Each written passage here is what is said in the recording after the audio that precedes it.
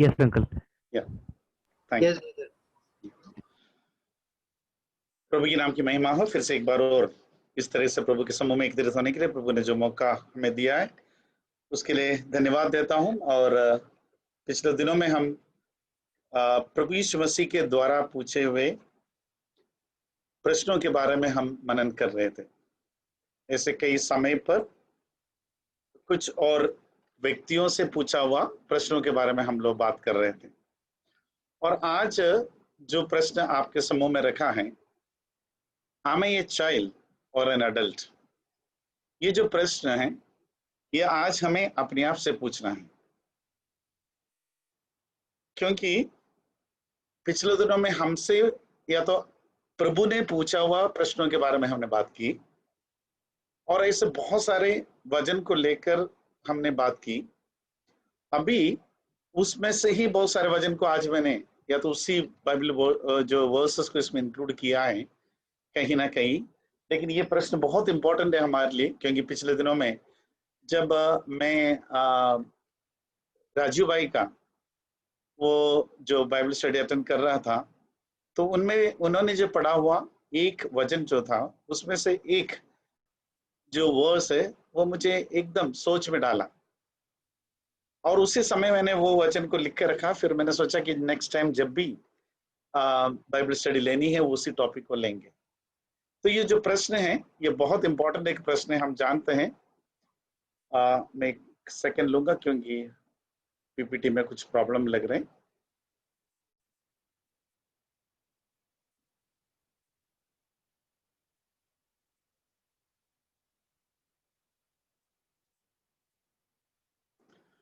ये है, एक सभी लोग पसंद करते हैं बच्चे बनकर रहना, क्योंकि व्हाट एन इजी लाइफ बच्चों के लिए। ये जो तस्वीर आप देखे तो आपको पता है कि एक बच्चा बनकर रहना कितना इजी है।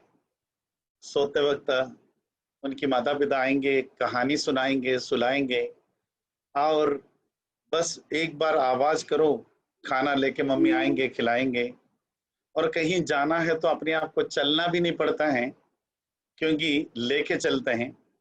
और उसके बाद थोड़ी और बड़े हो गए तो भी हाथ पकड़ कर चलाने वाले पेरेंट्स रहते हैं और एकदम आरामदायक जीवन होता है। कोई स्ट्रेस नहीं, टारगेट नहीं, प्रॉब्लम नहीं, कोई जिम्मेदारी भी नहीं लेना। What an easy life. और हम देखें एक बच्चे के लिए क्या है, नो रिस्पॉन्सिबिलिटीज, किसी भी तरह की जिम्मेदारी उनको लेना नहीं। Others are there to feed you, even to clothe you और love you for everything you do. आप भले कुछ भी करे, गलती भी करे, लोग पहले तो हंसेंगे, बोलेंगे वो बच्चा है। और कोई चैलेंजेस ही नहीं लाइफ में। क्यों चैलेंजेस लेंगे? क्योंकि वो बच्चा है। अब आप सोचो, कुछ और बच्चों को सबसे बड़ी फायदा चर्च में होता है, क्योंकि उन्हें वहां कोई प्रेयर नहीं करना है, कोई वचन से सिखाना नहीं है, कोई और रिस्पॉन्सिबिलिटी नहीं लेना है और की और कोई टाइट भी नहीं देना है। सोचो कितने लोग होगा आज भी विश्वास में आने के बाद, उद्धार पाने के बाद, इस परमेश्वर को अच्छी तरह से समझने के बावजूद भी बच्चे रहकर जीना चाहते हैं, बच्चे बनकर जीना चाहते हैं। I am talking about the spiritual growth, spiritual maturity. बहुत पहले एक बाइबल स्टडी मैंने लिया था जिसमें ग्रोइंग बिलीवर्स, मतलब विश्वासी जो बढ़ते हैं उनके लिए क्या करना चाहिए और बढ़ने के लिए और बढ़कर वो क्या फल लाना चाहते हैं। प्रभु हमसे चाहते हैं कि हम बड़े होकर फल लाए, आत्मीय फलों को लाना चाहते हैं। लेकिन कई ऐसे लोग होता है 10 साल उद्धार पाने के 10 साल में भी, प्रभु यीशु मसीह को अपनाने के बाद में, या तो अच्छे विश्वास में आने के 10 साल, 20 साल, 40 साल होने के बावजूद भी वो बच्चा बनकर रहना पड़ता है। वो ये चाहता है अभी भी मुझे कोई खिलाते रहे, भले वो वजन हो, खिलाते रहे और कोई मुझे कुछ डांटे नहीं। सब मुझे ये समझे कि बस मैं बच्चा हूं, मुझे समझ में नहीं आता, वो नया है। और लेकिन प्रभु क्या चाहते हैं? हम बच्चे बनकर रहें, यही चाहते हैं। जो वचन जो राजीव भाई ने पढ़ा था उसमें से मुझे जो एकदम याद आया था वो ये प्रश्न है, 1 Corinthians chapter 13 उसके 11 में क्या लिखा उसमें? When I was a child, I talked like a child, thought like a child, reason like a child. जब मैं बच्चा था तो एक बच्चे की तरह ही बोला करता था, वैसे ही सोचा करता था और उसी प्रकार सोच विचार करता था। किंतु अब जब मैं बड़ा होकर पुरुष बन गया हूं तो वे बचपन की बातें जाती रही है। When I became a man, I put the ways of childhood behind me. ये क्वेश्चन अपन से पूछना चाहिए हमें आज। क्या हम सच में हमारे वो चाइल्डहुड को, यानी जो अपन बोला ना, जो अभी पिछले बार बोला, हमेशा बच्चे बनकर रहने की जो हैबिट है वो छोड़ा है या नहीं है, या अभी भी वो बच्चे बनकर ही रह रहे हैं? हाँ, ये जरूर पौलुस कहते हैं कि when I was a child, मैं जब बच्चा था मैं बच्चों के जैसे सोचता था, उस तरह से बिहेव करता था और अनजान रहते थे।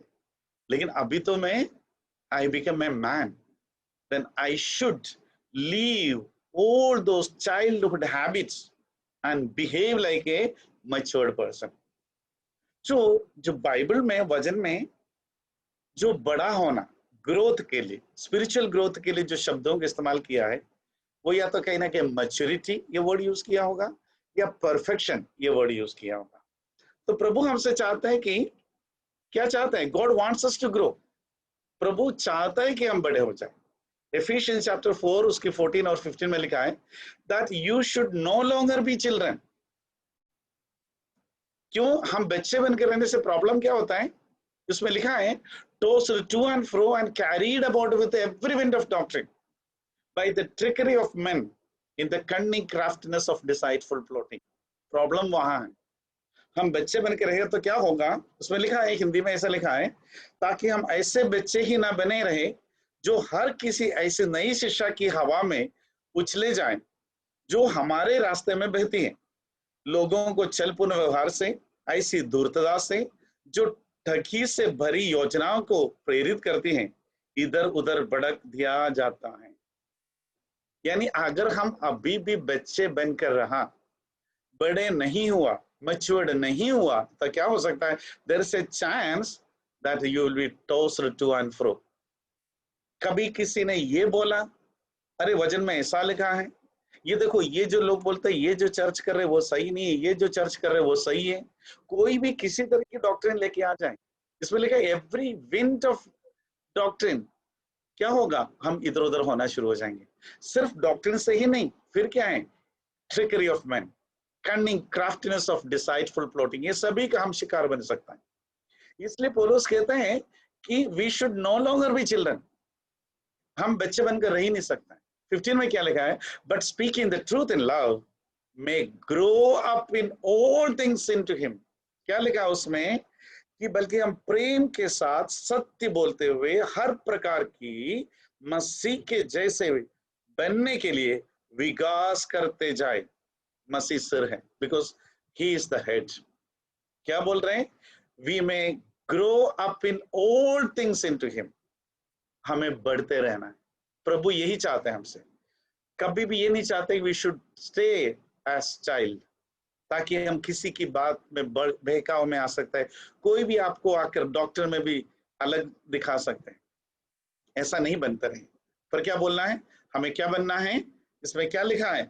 प्रेम के साथ सत्य बोलते हुए हर प्रकार की मसीह के जैसे बनने के लिए, मसीह के जैसे बनने के लिए, लाइक गॉड, उनकी जो लाइकनेस के साथ में, उस इमेज के साथ में आगे बढ़ते रहना है। और 2 पीटर चैप्टर 3 उसके 17 और 18 में भी वही लिखा हुआ है। उसके 18 में, मतलब उसके 17 में क्या लिखा है? You therefore, beloved, since you know this forehand, beware lest you also fall from your own steadfastness, being led away with the error of the wicked. Hindi में क्या लिखा है? सो हे प्रिय मित्रों, क्योंकि तुम ये बातें पहले से ही पता है, इसलिए सावधान रहो कि तुम बुराइयों और व्यवस्थाहीन लोगों के द्वारा भटक कर अपनी स्थिर स्थिति से डग न जाए, बल्कि हम क्या बनना चाहिए? 18 में क्या लिखा है? but grow in the grace and knowledge of our Lord and Savior Jesus Christ. किसमें बढ़ते रहना है? God wants us to grow in the grace and knowledge. परमेश्वर की किस चीज में बढ़ते रहना है? अनुग्रह और ज्ञान में। परमेश्वर की अनुग्रह और ज्ञान में बढ़ते रहो। यानी प्रभु कहीं नहीं चाहते हैं हम बच्चे बन के रहो, प्रभु चाहते हैं कि हम बढ़ते रहें, और बढ़ते रहना है तो उसके लिए सबसे पहली बात ये चाहिए, डिजायर टू ग्रो। अभी देखो, एक बच्चा पैदा हुआ, वो बड़ा होने के लिए उसको डिजायर होना कोई जरूरी नहीं है। फिजिकली एक बच्चा जन्म हुआ, नेचुरली वो बड़ा होते जाएंगे। एक पौधे को लगाया, वो बड़ा होते जाएंगे। लेकिन स्पिरिचुअल ग्रोथ के लिए आत्मिक रीति से आपकी उन्नति होना है। आत्मीय रीति से आपको अगर परफेक्शन, उस मैच्योरिटी पर जाना है, तो there should be a desire. आपके अंदर वो डिजायर, वो इच्छा होना ही पड़ेगा। और 1 पीटर चैप्टर 2 वर्स 2 क्या लिखा है? As newborn babies desire the pure milk of the world that you may grow thereby. Hindi में क्या लिखा है? नवजात बच्चों के समान शुद्ध आत्मीय दूध के लिए लालायित रहो, ताकि उससे तुम्हारा विकास और उद्धार हो। यानी डिजायर, आगे बढ़ने के लिए हम में वो डिजायर होना जरूरी है। बढ़ेगा तो क्या होगा? वो बढ़ने से ही क्या होगा? वो परफेक्शन होगा। वो परफेक्शन यानी वो मैच्योरिटी, वो आएगा तो ही क्या होगा? फ्रूट्स होगा, यानी वो आत्मीय फल। उस समय हमने जो पहली बाइबल स्टडी में पढ़ा था, आत्मीय फल क्या होता है, और पिछले दिनों में भी हमने उसके बारे में ही सुन रहा था। और आत्मीय फलों में से सबसे बड़ी चीज के बारे में हमने देखा कि प्रेम बढ़ते रहने के लिए, यानी सबसे पहले है कि हम बच्चे बनकर नहीं रहना, बढ़ते रहना है, और वही प्रभु हमसे चाहते हैं। लेकिन ऐसे आत्मीय उन्नति यानी एक मैच्योरिटी लाने के लिए, आने के लिए हमारे अंदर क्या होना चाहिए? We should have that desire. वो डिजायर भी हमारे में होना पड़ेगा, और वो डिजायर होगा तो हम बढ़ेगा तो हमारे में वो परफेक्शन, वो मैच्योरिटी आएंगे। वो मैच्योरिटी आएगा तो ही जिस तरीके की आत्मीय फल प्रभु हमसे चाहता है, हमारे जीवन से चाहता है, वो ला पाएगा। और आगे देखेंगे हम, अब डिजायर होने से भी नहीं होगा, वो डिजायर को आपको मेंटेन भी करते रहना है। और चलो, हमें बढ़ने की इच्छा तो है, वो लालसा तो है, लेकिन वो लालसा कब तक है? कभी खत्म होने वाली चीज नहीं है। उसमें क्या होना चाहिए? उसमें बढ़ते ही रहना चाहिए। यहाँ पर एक एग्जाम्पल आप देख सकते हैं, मत्ती रचित सुसमाचार उसकी 22 की 33 में। ये घटना सब लोग जानते हैं कि प्रभु यीशु मसीह को पकड़ाने वाले होते हैं, और प्रभु ने बोला सभी को बोला कि जब मैं पकड़ा जाएगा, सभी लोग मुझे छोड़ देंगे, एवरीवन विल forsake me, सब भाग जाएंगे। और क्या होने वाला है? सब लोग उनको छोड़ के चले जाएंगे, ऐसे सब अपने शिष्यों को बोल रहा था। उनको पकड़ा जाने के कुछ पल के पहले तो पतरस ने क्या बोला? Peter answered and said to him, even if all are made to stumble because of you, I will never be made to stumble. उन्होंने बोला, भले कुछ भी हो जाए, मैं तो तुम्हें छोड़कर नहीं जाऊंगा, मैं कभी आपको टुकराएंगे नहीं, ऐसे बोला। उन्होंने सोचा, इतने समय तक परमेश्वर के साथ में रहकर ये सब कुछ देखा, उन्होंने जो सिखाया उसको सुना, जो बड़े काम किया उसको सुना, देखा, उसका विटनेस हुआ, तो सोचा कि मुझ में वो स्पिरिचुअल मैच्योरिटी आ गया, I become a man now. और हमें पता है, ये जो बोलकर कुछ ही पल के अंदर, कुछ ही क्षणों के अंदर क्या हुआ था? ये ही पीटर ने प्रभु यीशु मसीह जैसे कहा उसी तरह 3 बार उनको ठुकराया। बोला कि मैं इनको जानता तक नहीं, आप क्या बोल रहे हैं मुझे समझ ही नहीं आ रहा है, ऐसे भी बोला उन्होंने। नहीं, मैं उनको जानता तक नहीं, ऐसे बोला। यानी वो स्पिरिचुअल मैच्योरिटी कहाँ गए? पर पतरस ने सोचा, मैं मैच्योर हो चुका हूँ, अब मैं खूब बड़ा हो चुका हूँ, मैं मैन बन चुका हूँ, अब मुझ में से गलती नहीं होगा, मैं कभी गिर नहीं सकता, ऐसा सोचा उन्होंने। लेकिन हुआ क्या? तो यही है, we should have a desire to grow, but we should maintain that desire to grow. तो दो बातें अपन को देखना है. Do we have the burning desire to accomplish more for the Lord? आज जो भी है, जो आत्मीय रीति से हमने उन्नति पाया है, या आत्मीय रीति से हमने आज जो कुछ सीखा है, या जैसे भी स्थिति में हैं हम, और आत्मीय रीति से जितना बलवंत हम अपने आप को समझते हैं, क्या उससे आगे बढ़ने के लिए एक बर्निंग डिजायर हमारे अंदर है या नहीं? नहीं, मुझे और आगे आगे वचन सीखना है, और ज्यादा प्रार्थना करना है, और आगे विश्वास में बढ़ना है, और उस आशा में आगे बढ़ना है, और गहराई से वचन को सीखना है, और मेरे विश्वास को मुझे मजबूत करना है, और मुझे और लोगों को इस बात को समझाना है. क्या हमारे अंदर ये बर्निंग डिजायर है? और do we feel the need for improvements to make और to reach a new level of our spiritual maturity? कभी हमें ऐसा महसूस हुआ है कि हमारे अंदर और बहुत सारे इंप्रूवमेंट की जरूरत है, बहुत सारे करेक्शन की जरूरत है? क्या हमें ये कभी ये महसूस हुआ कि हमारे स्पिरिचुअल लाइफ को, उस स्पिरिचुअल मैच्योरिटी को, उस स्पिरिचुअल परफेक्शन को और एक नए लेवल की ओर ले जाने की जरूरत है या नहीं? अगर ऐसा नहीं हुआ तो जो पतरस को हुआ ऐसा ही होगा. सोचेंगे हम कभी गिर नहीं पाएंगे, कब सोचेंगे कि हम कभी गलत नहीं होगा, लेकिन क्या होगा? परेशानी, समस्या, कुछ कठिन स्थिति आया, क्या हो जाएंगे? गिर जाएंगे. इसलिए फर्स्ट कोरिन्थियंस चैप्टर 10 और उसकी 12 में क्या लिखा हुआ? उसमें 10 और 12 में क्या लिखा है? So if you think you are standing firm, be careful that you don't fall. पौलुस वहां खुद बोलता है, इसलिए जो ये सोचता है कि वो दृढ़ता के साथ खड़ा है, उससे सावधान रहना चाहिए, वो गिर ना पड़े. इसलिए हम कभी ये नहीं सोचे we have attend that perfection, we have attend that maturity in our spiritual life. पर यहां पर क्या बोलते पौलुस?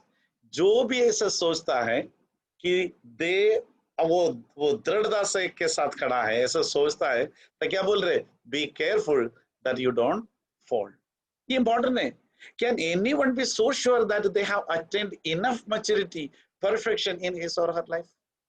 क्या हम में से ऐसे कोई भाई बहन ये सोच सकता है कि नहीं, स्पिरिचुअल लाइफ में मैं तो बहुत हो चुका है, बहुत आगे बढ़ चुका है, अब मुझे करने की कोई जरूरत ही नहीं, मुझे अच्छे बाइबल नॉलेज है, मुझे अच्छे से प्रार्थना करना आता है, मुझे सुसमाचार सुनाना आता है, और मैं लोगों को मदद करता हूँ, मैं चर्च में जाके थॉट्स देता हूँ, और मैं लोगों को मदद करता हूँ. ऐसा मतलब मैं क्या नहीं करता? अगर ऐसा कोई सोच ले कि मैं तो स्पिरिचुअली पूरा पूरा हो चुका है, मतलब आई अटेन्ड दैट इनफ मैच्योरिटी, ऐसा कोई सोचता है तो उनके लिए ये वचन है. क्या लिखा है? If you think you are standing firm, be careful. उसका रीजन क्या है? हम कैसे दुनिया में रह रहे? हर तरफ परेशानियां हैं. शैतान पूरी तरह से क्या रहता है? अपन वचन में लिखा क्या है? वो शेर के जैसे हाँ, देखते हैं और ताक लगा रहता है कि किसको चीर फाड़ो. आप सोचिए, हमें पता है, we know that how the devil is working, how that wicked is waiting for a small point, a small opportunity to take you to a wrong way. और ये होता ही, और इसलिए बोलता है कि हमें ज्यादा केयरफुल रहना है. और कोई अपने अंदर ये सोचना शुरू कर ले कि I am perfect, I am grown up, जैसे पतरस को हुआ उस तरह से होने वाला. इसलिए we should be very careful और आगे बढ़ते रहे, यानी we should maintain that desire to grow. देखो यहाँ पर पौलुस क्या बोलते हैं, फिलिपियंस चैप्टर 3 उसके 12 और 13 में, पौलुस जो फिलिपियंस के लिखते हुए तो उसकी क्या लिखता है, उन्होंने क्या लिखा है? Note that I have already attained और आई एम ऑलरेडी परफेक्टेड. पौलुस खुद बोलता है, but I press on that I may lay hold on that for which Christ Jesus has also laid hold on me. Hindi में क्या लिखा है? ऐसा नहीं है कि मुझे अपनी उपलब्धि हो चुकी है अथवा मैं पूरा सिद्ध ही बन चुका हूं. पौलुस खुद बोले, देखो इतना आत्मीय रीति से परमेश्वर की करीब रहकर इतना सेवगाई करने वाले, इतना वचन को बांटने वाला वो व्यक्ति ये बोल रहे कि ऐसा नहीं है कि मुझे अपनी उपलब्धि हो चुकी और मैं पूरा सिद्ध बन चुका हूं, किंतु मैं उस उपलब्धि को पा लेने के लिए निरंतर यत्न कर रहा हूं, जिसके लिए मसीह यीशु ने मुझे अपना बंधुआ बनाया था। क्या लिखा है? निरंतर, आई प्रसोन, निरंतर वो कोशिश करते रहते और परफेक्ट हो जाए, और प्रभु का काम आ जाए, और उनकी काम में आ जाए। और 13 में क्या लिखा है? हे भाइयों, मैं ये नहीं सोचता कि मैं उसे प्राप्त कर चुका हूं, मैं उसे प्राप्त कर चुका हूं, ऐसा मैं कभी नहीं सोचता हूं। पर बात यह है कि बीती को विसार कर मैं मेरे सामने है, जो मेरे सामने है, उस लक्ष्य तक पहुंचने के लिए मैं संघर्ष करता रहता हूं। क्या लिखा है? I press towards the goal for the prize of the upward call of God in God in Christ Jesus. तो क्या बोला उन्होंने कि आई प्रेस टुवर्ड, मैं कंटिन्यूसली से संघर्ष करते रहता हूं, प्रयत्न करते ही रहता हूं। यानी he also maintained the desire to grow more and more stronger, better, more perfect in everything. This is, अब पौलुस ऐसे सोचते तो हम क्या हैं? हमारे में कितना जरूरत है उस डिजायर को मेंटेन करने के लिए, आगे बढ़ने के लिए। अब आगे बढ़ने के लिए हमें एक नरिशमेंट, और कैसे आगे बढ़े ये भी हमने उस समय बोला था ग्रोइंग बिलीवर्स के बारे में। हमारे लिए नरिशमेंट क्या है, कैसे हम आगे बढ़ सकते हैं? जो हमने पहले पढ़ा वही आयत को पढ़ेंगे। 1 पीटर चैप्टर 2 वर्स 2 क्या लिखा है? प्योर मिल्क ऑफ वर्ड, परमेश्वर की वजन, यही है जो उस वजन का, उस दूध से क्या हो सकता है? आप बड़ा हो सकता है। आपको बड़ा होने के लिए आपके पास एक ही चीज है। और 2 पीटर चैप्टर 3 वर्स 18 क्या लिखा है? Grow in the grace and knowledge of our Lord. हमने अभी पढ़ा था ये बात, केस में आगे बढ़ना है। यानी अगर आपका नरिशमेंट, आपको आगे बढ़ने के लिए क्या चाहिए? Grace and knowledge. हमें परमेश्वर की कृपा और उनकी उस ज्ञान की जरूरत है, उस नॉलेज की जरूरत है। और मैथ्यू चैप्टर 4:4 में क्या लिखा है? Man shall not live by bread alone but by every word that proceeds from the mouth of God. परमेश्वर से मुंह से आने वाले शब्दों से। यानी हमें खाने से बढ़कर आत्मीय रीति से बढ़ने के लिए, खाना तो फिजिकल ग्रोथ के लिए चाहिए, लेकिन स्पिरिचुअल ग्रोथ के लिए आपको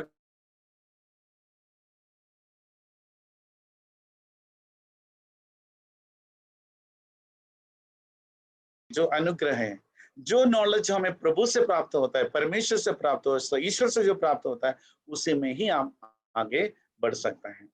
अब देखिए, हमें बाकी हर चीज में जाने के पहले हम सिर्फ आज ये सेल्फ इंप्रूवमेंट के बारे में बात करेंगे।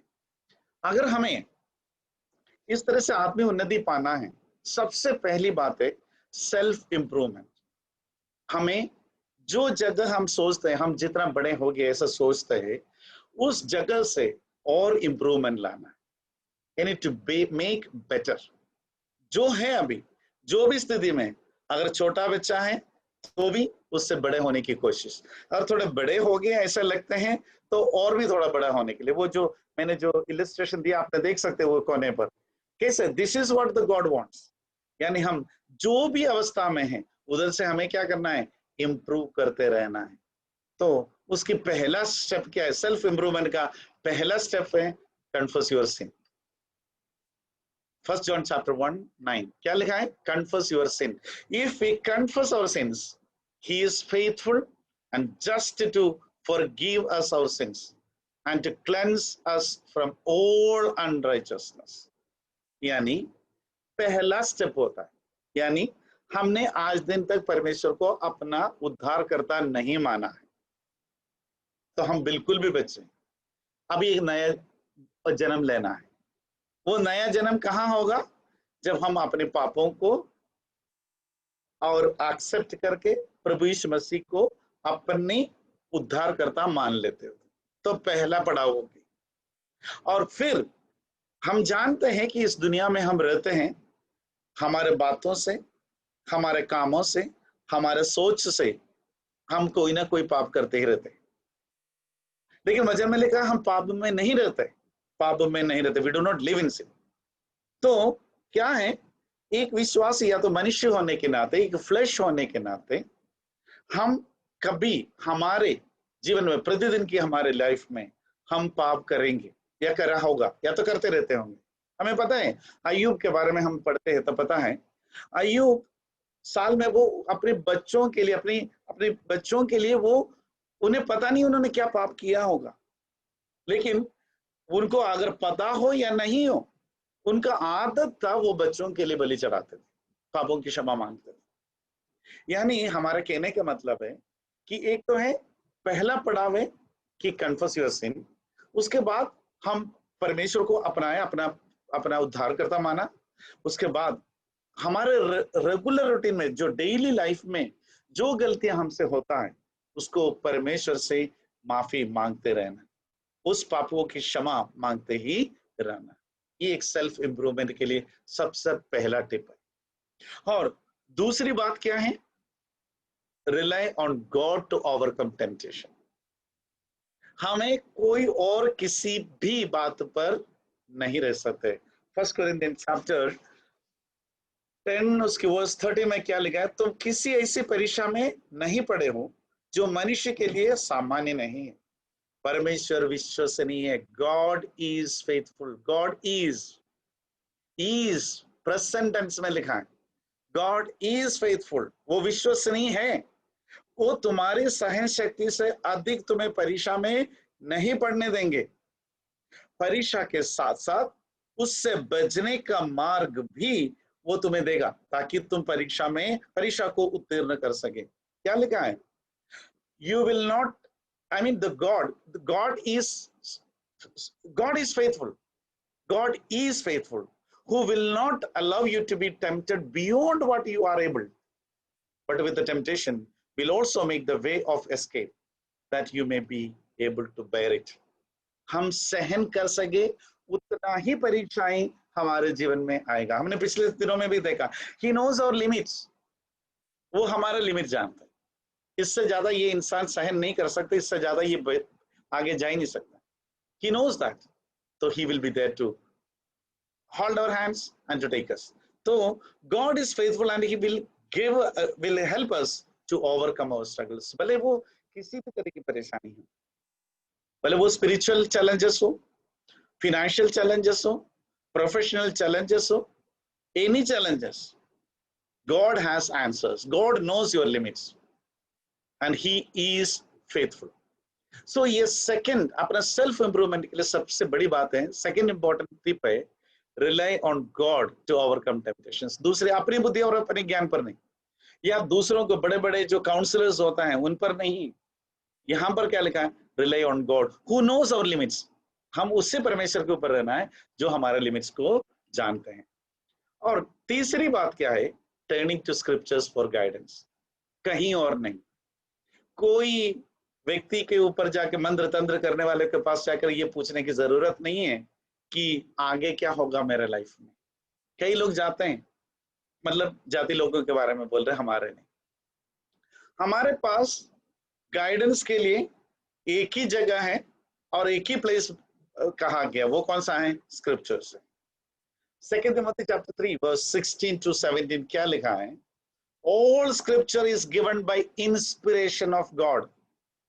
ये सबसे इंपॉर्टेंट है। संपूर्ण पवित्र शास्त्र परमेश्वर की प्रेरणा से रचा गया है।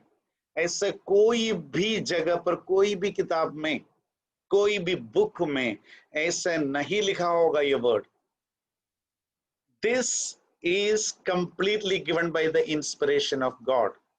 एंड ये क्यों दिया गया है? स्क्रिप्चर्स क्लियरली लिखा है, and is profitable for doctrine, for reproof, for correction, for instruction in righteousness, that the man of God may be perfect and thoroughly furnished unto all good works. क्या लिखा है उसमें? हिंदी में ऐसा लिखा है कि संपूर्ण पवित्र शास्त्र परमेश्वर की प्रेरणा से रचा गया है, ये लोगों की सत्य की शिक्षा दे दें, उसको सुधारने, उन्हें उनकी बुराइयां दर्शाने और धार्मिक जीवन के प्रशिक्षण में उपयोगी हो। तो क्या लिखा है? जिससे परमेश्वर का प्रत्येक सेवक शास्त्रों का प्रयोग करते हुए हर प्रकार में उत्तम कार्यों को करने के लिए समर्थ और साधन संपन्न होगा।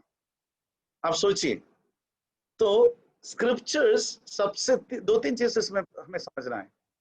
Scriptures is given by the inspiration of God. जो पवित्र शास्त्र जो है परमेश्वर ने अपनी प्रेरणा से दिया हुआ चीज. किस चीज के लिए दिया हुआ है? हमारे रिप्रूफ करेक्शन, हमारा करेक्शन के लिए दिया हुआ चीज. तो सेल्फ इंप्रूवमेंट के लिए turning to the scriptures for guidance. क्या लिखा है? ये नीचे लिखी हुई शब्द को अच्छे से देखना. Integrating scriptures into our lives. पता है, स्क्रिप्चर्स को अपनी लाइफ में इंटीग्रेट करना ये बहुत इंपॉर्टेंट है. मतलब जो पवित्र शास्त्र में या तो परमेश्वर की वचन जो है वो उसको अपने लाइफ में कितना इंटीग्रेट कर सकते हैं, कितना उसको आप जोड़कर आगे ले जा सकता है, तभी आप क्या हो सकता है? You will B N improved person, you will be a better person. और फोर्थ टिप क्या है? Seek first the God. कितना सरलता से बोला है. मैथ्यू चैप्टर 6:33 समय हमें हम कई बार इसी शब्द को पढ़ते हैं और इसी वर्स को हम पढ़ते हैं. क्या लिखा है? इसलिए सबसे पहले परमेश्वर की राज्य और तुम से जो धर्म भावना वो चाहते हैं उसी की चिंता करो, तो ये सब वस्तुएं तुम्हें दी जाएगी. First see the kingdom of God. हमें पता है, हम पिछले हफ्ते ही उसके बारे में पता किया, किन किन चीजों के बारे में परेशान नहीं होना है. We should not be worried about. We should not be worried about what we are going to eat, what we are going to wear. वो पूरी चीजों की, क्या खाएंगे, क्या पिएंगे, कहाँ रहेंगे, कैसे करेंगे, ये सब चीज के बारे में चिंता करने की कोई जरूरत नहीं. क्या बोला है प्रभु ने? Seek the kingdom of God first. उसके साथ और उनकी राइचसनेस, उनकी धार्मिकता को, उनके राज्य और उनकी धार्मिकता को.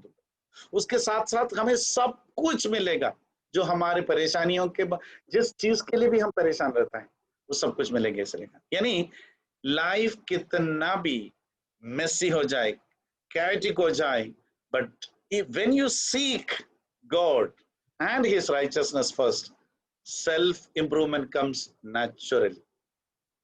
जब आप परमेश्वर की इच्छा को ढूंढते हैं, उनकी भलाइयों को ढूंढते हैं, उनकी राज्य के लिए हम बाट जोते हैं, तो क्या होगा? हमारे अंदर अपने आप वो सेल्फ इंप्रूवमेंट आना शुरू हो जाता है. और अगली पांचवी बात क्या है? Renew our mind. ये सारे वर्सेस हमने पिछले कई ही हफ्ते की बाइबल स्टडी में पढ़ी हुई बातें. ये एक जो है एक काइंड ऑफ रिविजन है जो हम कर रहे हैं, एक बार की रिविजन कर रहे हैं हम. क्या लिखा हुआ एफिशियंस चैप्टर 4 उसकी 22 से 24 में? क्या लिखा है? You are taught with a regard to your former way of life to put off your old self, which is being corrupted by its deceitful desires, to be made new in the attitude of your minds, and to put on the new self, created to be like God in true righteousness and holiness. यानी हमें क्या है? एक नया बनने की जरूरत है, उस पुराने को छोड़ने की जरूरत है. हिंदी में क्या लिखा है? जहां तक तुम्हारे पुराने जीवन प्रकार का संबंध है, तुम्हें शिक्षा दी गई थी कि तुम अपने पुराने व्यक्तित्व को उतार फेंको जो उसकी भड़काने वाली इच्छाओं के कारण भ्रष्ट बना हुआ है, जिससे बुद्धि और आत्मा में तुम्हें नया किया जा सके और तुम उस नए स्वरूप को धारण कर सके जो परमेश्वर के अनुरूप सचमुच धार्मिकता और पवित्र बनने के लिए रचा गया है. सबसे पहले क्या करना हमें? Allow the gospel and God redefine and mould us the way he wants us to be. पवित्र शास्त्र और परमेश्वर को ये परमिट कर लो कि हमारे जीवन को नया बनाने के लिए, हमें मोल्ड करने के लिए. It's very difficult sometimes to allow ourselves or surrendering ourselves into the hands of God to mold us the way he wants us.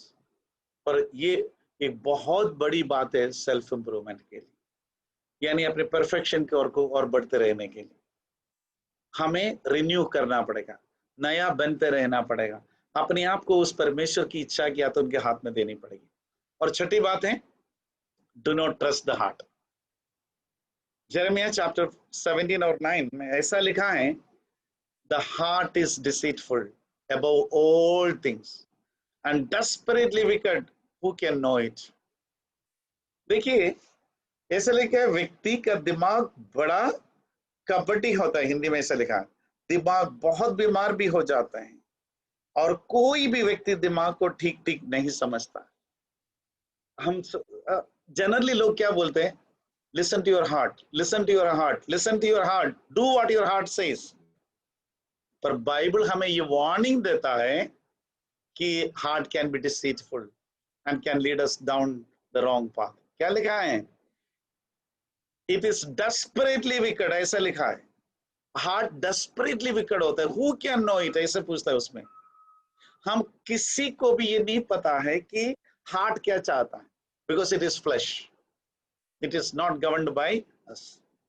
इसलिए क्या लिखा है कि हमें वो हार्ट को नहीं सुनना है। We can not trust on our heart.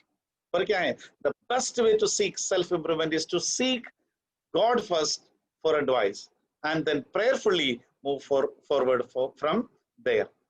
सबसे पहले हमें क्या करना चाहिए? परमेश्वर के समूह में प्रार्थना के साथ में उस विषय को रखो, उस बात को रखो, उनसे गाइडेंस लो, उस प्रार्थना के अनुसार गाइडेंस लो और आगे बढ़ो। कभी भी अपना दिल का मत सुनो। दिल का सुनो ये दुनिया कहते, पर प्रभु के वचन कहते हैं heart is deceitful, it is desperately wicked, nobody can know it. So do not trust the heart but the guidance of God. Now सातवां और आखिरी जो टिप है, take care of our bodies. हमारे शरीर को भी ध्यान रखना है। क्या लिखा है 1 Corinthians chapter 6 उसकी 19 to 20 में क्या लिखा है? Do you know that your body is the temple of the Holy Spirit who is in you?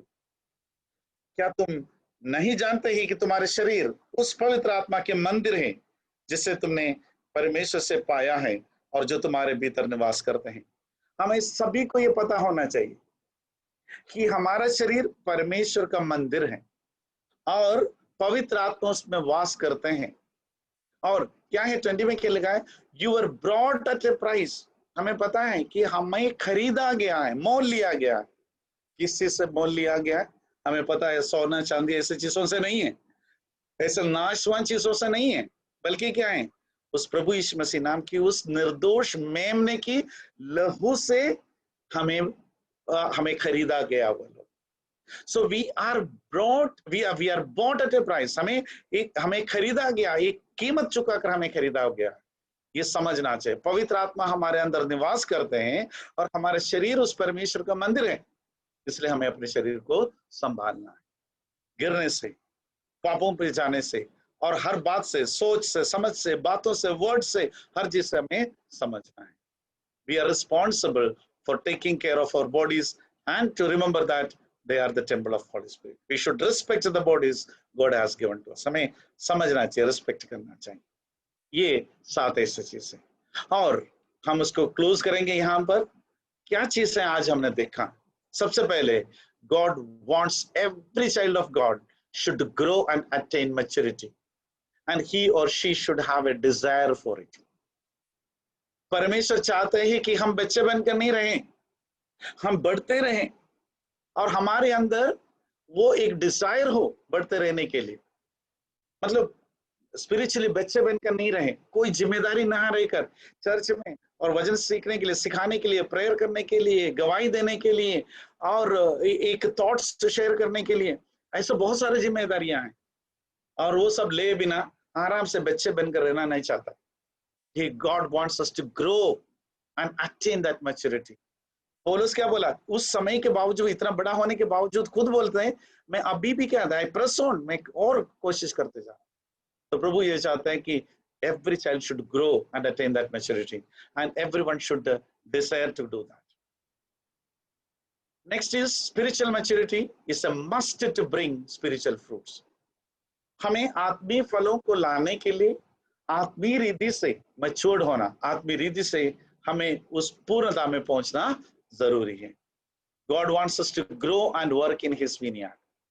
प्रभु चाहते हैं कि हम बड़े हो जाएं, बच्चे बनकर नहीं रहे। बच्चे रहेगा तो वो अपनी विनियार्ड में वो काम के लिए नहीं भेज सकते, उनकी राज्य के काम के लिए भेज नहीं सकते आपको। वो चाहते हैं कि हम बड़े हो जाए। बड़े होगा तो ही वो उस अंगूर की वाड़ी में या तो परमेश्वर की, यानी हम बोलते हैं इस दुनिया में अपने काम के लिए इस्तेमाल कर सकते हैं। हम बच्चे बन के रहेंगे तो उनके लिए क्या काम कर सकते हैं हम? भी काम अपने काम को, अब वो अपने राज्य के लिए कोई काम दे ही नहीं सकते हम। इसलिए God wants us to grow, हम बड़े हुए ताकि उनके लिए हम काम आ पाए। और क्या है, this growth is possible only through meditation of the scriptures and self improvement on a daily basis. ये स्पिरिचुअल मैच्योरिटी कैसे होगा? परमेश्वर के वचन को उसको लगातार उसको पढ़ना, समझना, उसमें मनन करने से, और वो भी, और उसके साथ साथ सेल्फ इंप्रूवमेंट डेली, कहाँ कमी है, क्या कमी है, कितना चेंज होना है मुझे, वो करते रहे डेली बेसिस पर, लगातार करते रहे। और आखिर क्या है, self improvement is possible only through self evaluation. सभी को सबसे पहले क्या करना चाहिए, एक इंट्रोस्पेक्शन की जरूरत है, अपने आप को इंस्पेक्ट करना, एक सेल्फ इवैल्यूएशन करना कि ये जैसे ये शेप मैंने दिया है बचपन से बच्चे से लेकर बड़े तक, पता करो कि आज कहाँ हैं, पता करो कि क्या मैं इनमें से कौन सी अवस्था में है। वहां पर 5 लोगों का फोटो है, 5 लोग हैं वहां पर, एक छोटा सा बच्चा रेंगते हुए और खड़े होते हुए, थोड़ा सा बड़े हुए, और एक टीनेजर, उसके बाद एक मैच्योर्ड पर्सन। पता करो पहले आप कहाँ हैं, हम कहाँ तक पहुंचे हमारे स्पिरिचुअल लाइफ में। क्या हम अभी भी चार चार पैरों में चलने वाला बच्चा है, क्या घुटने में रेंगते हुए बच्चा है अभी भी? प्रभु वो नहीं चाहते।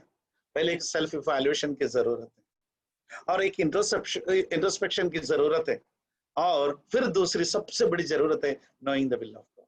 परमेश्वर हमसे क्या चाहता है, और वो हमसे क्या चाहते हैं, हमसे क्या काम लेना चाहते हैं, उनकी उस विनीयार्ड में, उनकी उस बाड़ी में, उसके काम के लिए, उसके राज्य के लिए जो काम कराना चाहते हैं, वो कराने के लिए हमें बड़ा होना जरूरी है। वो बढ़ते रहना पड़ेगा, और बच्चे बनकर रहने से और क्या होगा, हमारी खुद की आत्मिक उन्नति नहीं होगा सबसे पहली बात, और आत्मिक फलों को नहीं दे पाएंगे जो हमसे प्रभु चाहते हैं। इसलिए knowing the will of God is an important thing.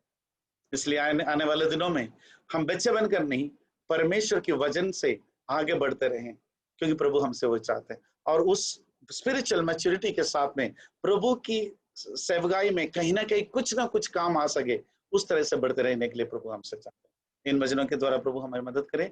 प्रभु के नाम की महिमा हो।